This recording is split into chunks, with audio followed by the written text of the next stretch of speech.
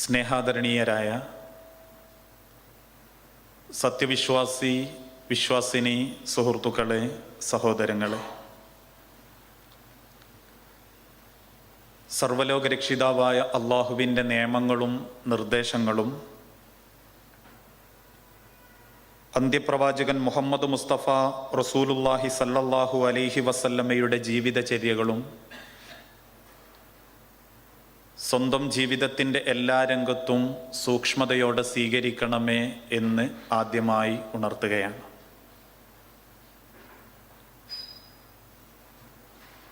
അല്ലാഹു സുബ്ഹാനഹു വ തആല ഒരുപാട് ഇഷ്ടപ്പെടുകയും ഒട്ടനവധി അനുഗ്രഹങ്ങളെ കൊണ്ട് ധന്യമാക്കുകയും ചെയ്യുന്ന അറിവിൻ്റെ ഒരു സദസ്സിലാണ് നമ്മളെല്ലാവരും ഒരുമിച്ച് കൂടിയിട്ടുള്ളത്.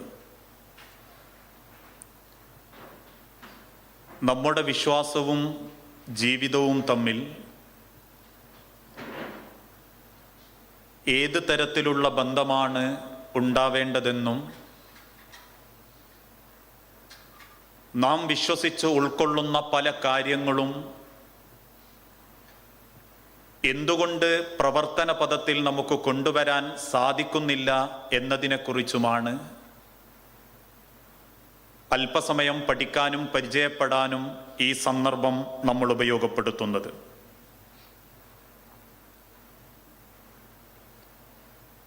തൊട്ടു മുൻപ് നമ്മൾ ഓരോരുത്തരും നമസ്കരിച്ച ഇശാ നമസ്കാരം പോലും നാളെ അള്ളാഹുവിൻ്റെ കോടതിയിൽ വിചാരണക്ക് നിർത്തപ്പെടുമ്പോൾ എനിക്കുപകാരപ്പെടുന്ന എന്നെ സ്വർഗത്തിലേക്ക് പ്രവേശിപ്പിക്കാൻ ഉപയോഗപ്പെടുന്ന ഒരു അമലായി മാറണം എന്ന സതുദ്ദേശത്തോടെയാണ് ഏത് കർമ്മങ്ങളും നമ്മൾ ഓരോരുത്തരും ജീവിതത്തിൽ പകർത്താറുള്ളത്.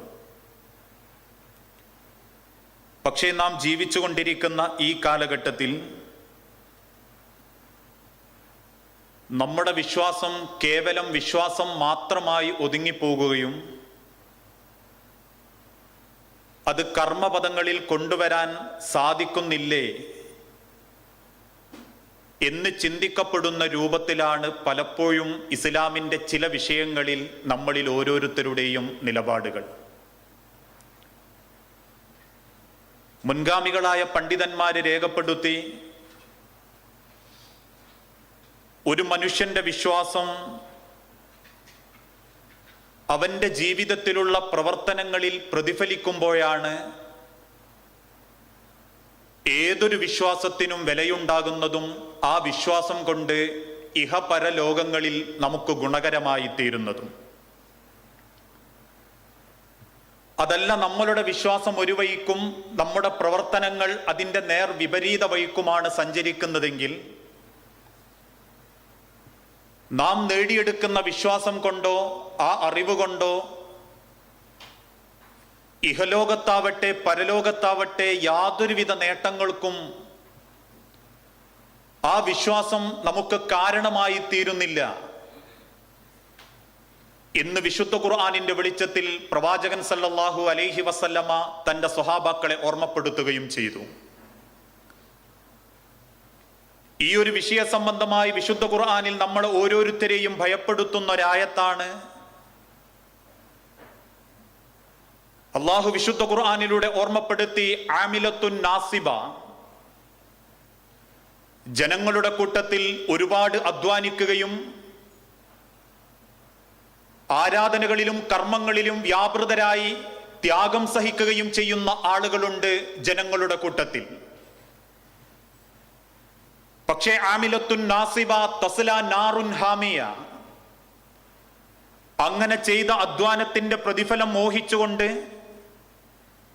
ലോകസൃഷ്ടാവിന്റെ കോടതിയിൽ വിചാരണയ്ക്ക് വേണ്ടി നിർത്തപ്പെടുന്ന സമയത്ത് തസ്ലാ നാറുൻ ഹാമിയ, കത്തിജ്വലിക്കുന്ന അഗ്നിയുടെ ഉടമകളായിട്ടാണ് അങ്ങനെ അധ്വാനിച്ചു വന്ന ആളുകളെ ലോകത്തിന്റെ സൃഷ്ടാവ് തീരുമാനിക്കുന്നത് എന്ന വിശുദ്ധ ഖുർആനിലെ വചനം 1000 തവണ നമ്മൾ ഓരോരുത്തരെയും ചിന്തിപ്പിക്കേണ്ടതാണ്. ഒരിക്കൽ മദീനത്തെ പള്ളിയിലിരിക്കുന്ന പ്രവാചകൻ സല്ലല്ലാഹു അലൈഹി വസല്ലമ സഹാബാക്കളോട് ചോദിച്ചു, ഇന്ന ആളെക്കുറിച്ച് നിങ്ങളുടെ അഭിപ്രായം എന്താണ്? അയാള് 5 നേരം നമസ്കരിക്കുന്നുണ്ട്, അദ്ദേഹത്തെ കൊണ്ട് സാധിക്കുന്ന രൂപത്തിൽ ഖുർആൻ പാരായണം നടത്തുന്നുണ്ട്, കഴിവിന്റെ പരമാവധിക്കനുസരിച്ച് ദാനധർമ്മം നിർവഹിക്കുന്നുണ്ട്, നോമ്പനുഷ്ഠിക്കുന്നുണ്ട്. ആ വ്യക്തിയെക്കുറിച്ച് നിങ്ങളുടെ അഭിപ്രായം എന്ത് എന്ന് ചോദിച്ച സന്ദർഭത്തിൽ സഹാബാക്കൾ ഒന്നടങ്കം പറഞ്ഞു, അദ്ദേഹം സ്വർഗത്തിലായിരിക്കും റസൂലേ. പുഞ്ചിരിയോടെ ലോകത്തിന്റെ തിരുദൂതൻ തിരിച്ചോർമ്മപ്പെടുത്തി, അല്ല, അവൻ നരകത്തിലായിരിക്കും. കാരണം ഒരു ഭാഗത്ത് അമലുകൾ ചെയ്യുന്നതോടൊപ്പം ആ അമലുകളുടെ വിശ്വാസത നഷ്ടപ്പെടുത്തുന്ന രൂപത്തിൽ നാവുകൊണ്ടും മനസ്സുകൊണ്ടും വിശ്വാസത്തോട് കൂറു പുലർത്താൻ സാധിക്കാത്ത ആ വ്യക്തി അള്ളാഹുവിന്റെ കോടതിയിൽ പാപ്പരായി പോയവനായിരിക്കും എന്ന് ലോകത്തിന്റെ തിരുദൂതൻ കൃത്യമായി മനുഷ്യ സമുദായത്തെ ഓർമ്മപ്പെടുത്തിയിട്ടുണ്ടെങ്കിൽ വിശ്വസിച്ച് ജീവിക്കുക എന്നുള്ളതല്ല പ്രാധാന്യം. മറിച്ച് നേടിയെടുക്കുന്ന വിശ്വാസത്തോടൊപ്പം ആ വിശ്വാസത്തെ പ്രവർത്തനത്തിൽ വ്യാപിപ്പിച്ചുകൊണ്ട് വിശ്വാസവും പ്രവർത്തനങ്ങളും ഒരേ നിലക്ക് മുൻപോട്ട് പോകുന്ന രൂപത്തിൽ സ്വന്തം ജീവിതത്തെ ചിട്ടപ്പെടുത്താൻ നമ്മളിൽ ഓരോരുത്തർക്കും സാധിക്കേണ്ടതുണ്ട്. അതുകൊണ്ട് ആ വിശുദ്ധ ഖുർആനിലൂടെ അല്ലാഹു തആല ഓർമ്മപ്പെടുത്തിയതും വമിനൻ നാസി മൻ യഖൂലു ആമന്നാ ബില്ലാഹി വബിൽ യൗമിൽ ആഖിർ. വമിനൻ നാസി, പ്രവാചകരെ, ജനങ്ങളുടെ കൂട്ടത്തിലുണ്ട് ഒരു കൂട്ടർ. മൻ യഖൂലു ആമന്നാ, അവര് പറയും ഞങ്ങൾക്ക് അല്ലാഹുവിൽ വിശ്വാസമുണ്ട്. എന്റെ മുൻപിലിരിക്കുന്ന നമ്മൾ ഓരോരുത്തരും പരസ്പരം ചോദിക്കുക, ഈ കൂട്ടത്തിൽ എത്ര ആളുകൾക്ക് വിശ്വാസമുണ്ടെന്ന് ചോദിച്ചാൽ ലോകത്തിന്റെ സൃഷ്ടാവ് ഏകനാണെന്നും ആ സൃഷ്ടാവിന്റെ തീരുമാനങ്ങളെ ഭൂലോകത്ത് നടപ്പിലാക്കപ്പെടുമെന്നും ആ സൃഷ്ടാവിന്റെ തീരുമാനത്തിനെതിരായി ഈ ഭൂലോകത്തൊരു പുൽക്കൊടി പോലും ചലിക്കപ്പെടുകയില്ല എന്നും 100-ൽ 100% വിശ്വസിക്കുന്ന ആ ജനങ്ങളുണ്ടല്ലോ റസൂലേ, ആമന്നാ ബില്ലാഹി വബിൽ യൗമിൽ ആഖിർ. ഈ ലോകത്തിന് ശേഷം കയറി ചെല്ലാനുള്ള ലോകം അത് അല്ലാഹുവിന്റെ പരലോകമാണെന്നും ആ ലോകത്തെനിക്ക് വിശ്വാസമുണ്ടെന്നും നാവുകളെ കൊണ്ട് പ്രഖ്യാപിക്കുന്ന അക്കൂട്ടർ വമാഹും ബിമുഅ്മിനീൻ, അവർക്ക് ഈമാൻ ഉറച്ചിട്ടില്ല. അവരുടെ വിശ്വാസം ഹൃദയത്തിൽ അവരുടെ പ്രവർത്തനങ്ങളെ കൊണ്ട് സ്ഥാപിക്കാൻ അവർക്ക് സാധിച്ചിട്ടില്ല. അതുകൊണ്ട് വമാഹും ബിമുഅ്മിനീൻ, അവർക്ക് ഈമാനില്ല റസൂലേ എന്ന് വിശുദ്ധ ഖുർആനിലൂടെ അല്ലാഹു തആല ഓർമ്മപ്പെടുത്തിയിട്ടുണ്ടെങ്കിൽ ആ ആയത്തോതുന്ന ഞാനും നിങ്ങളും ചിന്തിക്കേണ്ടത്, എന്റെ വിശ്വാസവും എന്റെ ജീവിതവും ഒരേ നിലക്ക് മുൻപോട്ട് കൊണ്ടുപോകാൻ എന്നെ കൊണ്ട് സാധിക്കാറുണ്ടോ? ഒരു കാലഘട്ടത്തിൽ കള്ളുകുടിച്ചും പെണ്ണുപിടിച്ചും യുദ്ധം നടത്തിയും ജീവിച്ചിരുന്ന ഒരു ജനതയെ സൃഷ്ടാവ് തൃപ്തിപ്പെടുന്ന രൂപത്തിലേക്ക് പരിവർത്തനം നടത്താൻ ലോകത്തിന്റെ തിരുദൂതന് സാധിച്ചത് നേടിയെടുക്കുന്ന വിശ്വാസത്തോടൊപ്പം പ്രവർത്തനത്തെ മുൻപോട്ട് കൊണ്ടുപോകാൻ റസൂലുള്ളാഹി സ്വല്ലല്ലാഹു അലൈഹി വസല്ലമയുടെ സഹാബത്തിന് സാധിച്ചതുകൊണ്ടാണ്. അതുകൊണ്ടാണല്ലോ ലോകത്തിന്റെ തിരുദൂതന്റെ കാലഘട്ടത്തിലുള്ള ചരിത്രവും ഒരിക്കൽ മക്കയിലെ തെരുവിൽ വന്ന ജൂതനായൊരു മനുഷ്യൻ സ്ഥലം വിൽക്കാൻ തീരുമാനിച്ചു. ഏതൊരാളും മോഹിച്ചു പോകുന്ന സ്ഥലത്തിന് പതിവില്ലാത്ത വിലയാണ് ജൂതൻ നിശ്ചയിച്ചിട്ടുള്ളത്.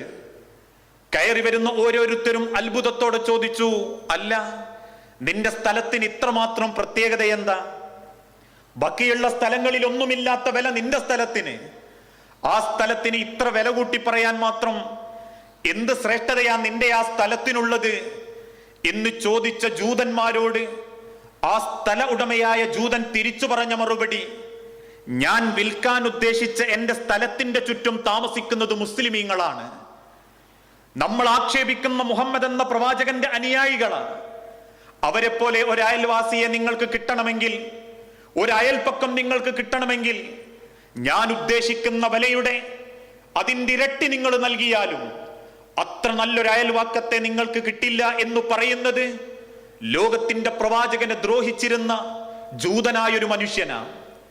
കാരണം സഹാബാക്കളുടെ ജീവിതം കൊണ്ട് മറ്റുള്ള ആളുകൾക്ക് പോലും ലോകത്തിന്റെ തിരുദൂതനോടും തിരുദൂതൻ മുൻപോട്ട് വെക്കുന്ന ആശയത്തോടും താല്പര്യം തോന്നി. പക്ഷെ ജീവിതത്തിൽ ഇന്ന് വരെ എന്നെ കുറിച്ച് എന്റെ അയൽവാസി, ഞാൻ നാട്ടിലില്ലെങ്കിലും നീ അയൽപ്പക്കത്തുള്ളതാണ് എന്റെ സമാധാനം, ഞാൻ എന്റെ ഭാര്യയെയും മക്കളെയും ഒറ്റക്കിട്ടു പോകുന്ന സമയത്തും നീയാണ് എന്റെ സമാധാനം എന്ന് ഇക്കാലം വരെ അതേ ഖുർആൻ ഓതുന്ന, അതേ സുന്നത്തനുസരിക്കുന്ന, അതേ പരിശുദ്ധ ഇസ്ലാമിന്റെ വക്താക്കളായ നമ്മളോട് ഒരാൾ പോലും പറഞ്ഞിട്ടില്ലെങ്കിൽ എന്തുകൊണ്ടാ നമ്മളോട് അങ്ങനെ ആരും പറയാത്തത്? നമ്മളെ നാട്ടിലും സ്ഥലം വിൽക്കാറുണ്ട്, നമ്മളും സ്ഥലം അന്വേഷിച്ച് നടക്കാറുണ്ട്. പാതയോര വക്ക്, മെയിൻ റോഡിന്റെ വക്ക്, 2 or 3 കോലുകുത്തിയാൽ വെള്ളം കാണും. പള്ളിയുടെ മുൻഭാഗം, സ്കൂളിലേക്ക് എത്താനുള്ള എളുപ്പമാർഗം, ഇങ്ങനെയുള്ള കാരണങ്ങളല്ലാതെ അയൽപ്പക്കക്കാരന്റെ ശ്രേഷ്ഠത കൊണ്ട്, ഒരു മുസ്ലിം സുഹൃത്തിന്റെ ശ്രേഷ്ഠത കൊണ്ട് ഇക്കാലം വരെ ഒരു സ്ഥലം വിട്ട ചരിത്രം ഒരാളെയെങ്കിലും നമുക്ക് ചൂണ്ടിക്കാണിക്കാൻ സാധിക്കുന്നില്ലെങ്കിൽ എന്തുകൊണ്ടാ അതേ വിശ്വാസത്തിൽ ഉറച്ചു നിൽക്കുന്ന നമുക്ക് ജീവിതം കൊണ്ട് മറ്റൊരാൾക്ക് മാതൃക കാണാൻ സാധിക്കുന്നില്ലെങ്കിൽ നമ്മളുടെ വിശ്വാസത്തിന്റെ പോരായ്മകളെ പറ്റി നമ്മൾ ഓരോരുത്തരും ചിന്തിക്കേണ്ടതുണ്ട്. അതേപോലെ തന്നെ നാടുവിടാൻ ഒരുങ്ങുന്ന അബൂബക്കർ സിദ്ദീഖ് റളിയല്ലാഹു അൻഹു, ലോകത്തിന്റെ തിരുദൂതൻ, പ്രബോധനവുമായി മക്കയിൽ ജീവിക്കുന്ന കാലഘട്ടത്തിൽ സഹിക്കാൻ പറ്റാത്ത മൃഗീയമായ പീഡനങ്ങൾ അള്ളാഹുവിന്റെ തിരുദൂതനും സഹാബാക്കൾക്കും ഏറ്റെടുക്കേണ്ടി വന്നു. അങ്ങനെ പീഡനങ്ങൾ സഹിക്കവയ്യാതെ ലോകത്തിന്റെ തിരുദൂതന്റെ പ്രിയപ്പെട്ട ഒരു സ്വഹാബി മക്ക എന്ന നാട് വിടാൻ ഉദ്ദേശിച്ചു. ആവശ്യമുള്ള വസ്ത്രങ്ങളും ഭക്ഷണവും ഒരു ഭാണ്ഡത്തിൽ കെട്ടി ആ ഭാണ്ഡം ചുമലിലിട്ട് ഇരുട്ടുള്ള രാത്രിയിൽ മക്കയിലെ കടകൾക്ക് പിന്നിലൂടെ പാത്തും പതുങ്ങിയും നടന്നു പോകുന്ന ആ സ്വഹാബിയുടെ മുൻപിലേക്ക് മറ്റൊരു കടയുടെ മറവിൽ നിന്നും ജൂതനായൊരു മനുഷ്യൻ ചാടി വീണു. അരയിൽ നിന്നും വാളൂരി സ്വഹാബത്തിന്റെ മുഖത്തു നോക്കി ചോദിച്ചു, ഇലാ ഐന യാ അബൂബക്കർ, അബൂബക്കറെ എങ്ങോട്ടാ താങ്കളുടെ യാത്ര? അബൂബക്കർ സിദ്ദീഖ് റളിയല്ലാഹു അൻഹു തിരിച്ചു പറഞ്ഞു, അള്ളാഹുവിന്റെ ദീൻ അനുസരിച്ച്, ഞാൻ വിശ്വസിക്കുന്ന വിശ്വാസം അനുസരിച്ച് ഈ നാട്ടിൽ ജീവിക്കാൻ നിങ്ങൾ എന്നെ അനുവദിക്കാത്തത് കൊണ്ട് എന്റെ റബ്ബിന്റെ മതത്തെ പൂർണ്ണമായി ഉൾക്കൊള്ളുണ്ട് ജീവിക്കാൻ സാധിക്കുന്ന ഒരു നാട്ടിലേക്ക് ഞാൻ നാടുവിടാൻ ആഗ്രഹിക്കുന്നു എന്ന അബൂബക്കർ സിദ്ദീഖ് റളിയല്ലാഹു അൻഹുവിന്റെ മറുപടിക്ക് മുൻപിൽ ജൂതനായ മനുഷ്യൻ തിരിച്ചു ചോദിച്ചൊരു ചോദ്യമുണ്ട്. അല്ല അബൂബക്കറെ, നിങ്ങളെപ്പോലെയുള്ള ആളുകളൊക്കെ മക്ക വിട്ടുപോയാൽ പിന്നീട് ഈ മക്കയുടെ ഗതി എന്താ? താങ്കളെപ്പോലെ ധർമ്മബോധമുള്ള, വിശ്വാസബോധമുള്ള, സംസ്കാര സമ്പന്നരായ ജനങ്ങളുടെ പ്രവർത്തനം കൊണ്ടല്ലേ അബൂബക്കർ ഇന്നും ചുറ്റുഭാഗങ്ങളിലുള്ള ഗോത്രങ്ങൾക്കിടയിൽ ഈ മക്ക അറിയപ്പെടാനുള്ള കാരണം? ഇന്ന് ലോകത്തിന്റെ തിരുദൂതനെ ദ്രോഹിക്കുന്ന ജൂതനായ ഒരു മനുഷ്യൻ ചോദിച്ചിട്ടുണ്ടെങ്കിൽ ആ വിശുദ്ധ ഖുർആനും ആ തിരുദൂതനെ പ്രവാചകനായും ആ വേദഗ്രന്ഥത്തെ അള്ളാഹുവിന്റെ വേദഗ്രന്ഥമായും അംഗീകരിക്കുന്ന നമ്മളോട് ഇക്കാലം വരെ നമ്മളുടെ ശ്രേഷ്ഠതയെ കൊണ്ടാണ് നാടിന്റെ പുരോഗതി എന്നൊരാൾ ഓർമ്മപ്പെടുത്തുന്നില്ലെങ്കിൽ നമ്മുടെ വിശ്വാസവും നമ്മുടെ ജീവിതവും 2 രൂപങ്ങളിലാണ് യാത്രയായിക്കൊണ്ടിരിക്കുന്നത് എന്ന തിരിച്ചറിവ് നേടാൻ നമ്മളെ കൊണ്ട് സാധിക്കണം. വേദഗ്രന്ഥത്തിലൂടെ അവതരിപ്പിക്കപ്പെട്ട ഒരായത്ത്, ആ ആയത്തിന്റെ നിർവചനത്തിൽ ജീവിതം ചിട്ടപ്പെടുത്തിയവരായിരുന്നു റസൂലുള്ളാന്റെ സഹാബത്ത്. അതുകൊണ്ടല്ലേ വിശുദ്ധ ഖുർആൻ ചോദിച്ചതും അല്ലാഹു തആല ഓർമ്മപ്പെടുത്തിയതും വലാ യജ്രിമന്നകും ശൻആനു ഖൗമിൻ അലാ അല്ലാ തഅദിലു ഇഅ്ദിലു. ഒരു ജനതയോടുള്ള വെറുപ്പ്, ഒരു വ്യക്തിയോടുള്ള വെറുപ്പ്, അനീതി കാണിക്കാൻ നിങ്ങളെ പ്രേരിപ്പിക്കരുത് എന്നൊരായത്ത് കേട്ടതിന്റെ പേരിൽ ആരെതിരെ വന്നാലും നീതിയോടൊപ്പം ഉറച്ചു നിന്ന് അതിന്റെ ജീവിതം സമൂഹത്തിന് കാണിച്ചു കൊടുത്ത ലോകത്തിന്റെ തിരുദൂതന്റെ സഹാബത്തിന്റെ മാതൃക, നേടിയെടുത്ത വിശ്വാസവും ജീവിതവും ഒരേ മാർഗത്തിൽ മുൻപോട്ട് കൊണ്ടുപോകാൻ അവരെ കൊണ്ട് സാധിച്ചു. അതുകൊണ്ട് തന്നെ അള്ളാഹുവിന്റെ തൃപ്തി സഹാബാക്കൾക്ക് കിട്ടി. അവർ വിശ്വസിച്ചിരുന്ന വിശ്വാസത്തിൽ ആരെയും ഭയപ്പെടാതെ നിലനിൽക്കാൻ അവർക്ക് പറ്റി. മരണത്തോടടുക്കുമ്പോൾ പുഞ്ചിരിയോടെ മരണത്തെ സമീപിക്കാൻ അവരെ കൊണ്ട് സാധിച്ചു. നേരിടുന്ന പ്രതിസന്ധികളിൽ അത് അള്ളാഹുവിന്റെ പരീക്ഷണമാണെന്ന് ചിന്തിച്ച് ആ പരീക്ഷണങ്ങളെ അതിജീവിക്കാൻ അവർക്ക് പ്രേരണയുണ്ടായി. കുടുംബത്തിൽ മക്കളുടെ ജീവിതം കൊണ്ട് അവരാഗ്രഹിച്ച മക്കളെ ഉണ്ടാക്കാൻ അവരെ കൊണ്ട് സാധിച്ചു. ലോകത്തോട് വിട പറഞ്ഞു പോകുന്ന സഹാബാക്കൾ പുഞ്ചിരി തൂകിക്കൊണ്ട് റബ്ബിനെ കണ്ടുമുട്ടാൻ ആഗ്രഹിച്ച് മരണപ്പെടാൻ തുടങ്ങി. അതേ അള്ളാഹുവിന്റെ മതം, അതേ ഇസ്ലാം, അതേ വിശുദ്ധ ഖുർആൻ, അതേ അള്ളാഹു തൃപ്തിപ്പെട്ട ആ ജനതയിൽ നിന്ന് പാഠം ഉൾക്കൊണ്ട നമ്മളുടെ ജീവിതത്തിൽ വിശ്വാസം ഒരു വഴിക്കും പ്രവർത്തനം മറുവഴിക്കും പോയപ്പോ ജീവിതത്തിൽ പലപ്പോഴും നമ്മൾക്കൊരു യഥാർത്ഥ വിശ്വാസിയായി മാറാൻ സാധിക്കാതായി. ഇന്ന് അള്ളാഹുവിന്റെ മാർഗത്തിൽ വിശ്വാസമുണ്ട് എന്നുൾക്കൊള്ളുന്ന നമ്മളുടെ വിശ്വാസം ജീവിതവുമായി ബന്ധപ്പെടാത്തതോടൊപ്പം 2 ഉം 3 ഉം രൂപങ്ങളിലാ നമ്മളിൽ പലരുടെ ജീവിതവും മുൻപോട്ട് പോകാറുള്ളത്.